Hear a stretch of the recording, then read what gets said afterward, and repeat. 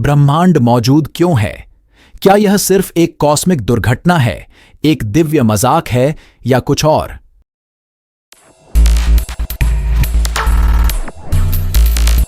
Cosmic queries के एक और एपिसोड में आपका स्वागत है। आज हम सबसे बड़े सवाल का सामना कर रहे हैं। तैयार हो जाइए, क्योंकि हम दर्शन शास्त्र, एक दिमाग को झकझोरने वाले यात्रा पर निकलने वाले।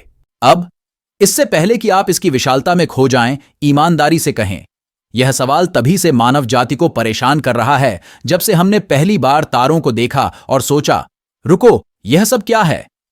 प्राचीन दार्शनिकों से लेकर आधुनिक वैज्ञानिकों तक हर कोई अपने सिद्धांतों को ब्रह्मांडी रिंग में फेंक रहा है।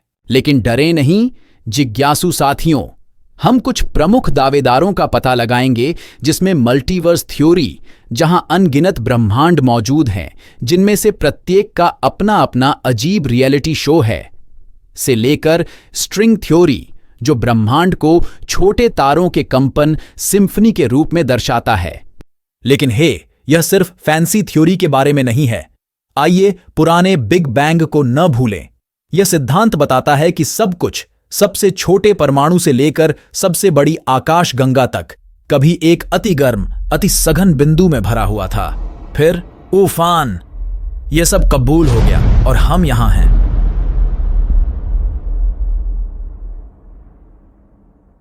बेशक यह भी संभावना है कि ब्रह्मांड के अस्तित्व का कोई कारण नहीं है।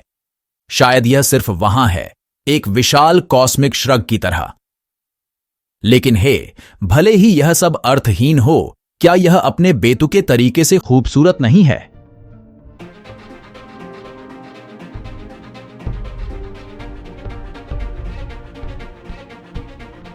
तो क्या ब्रह्मांड का कोई उद्देश्य है?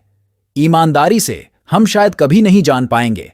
लेकिन इस सवाल की खूबसूरती यह है कि यह हमें खोजने, जिज्ञासु रखने, हमें तारों की ओर विस्मय और आश्चर्य से देखने के लिए प्रेरित करता है।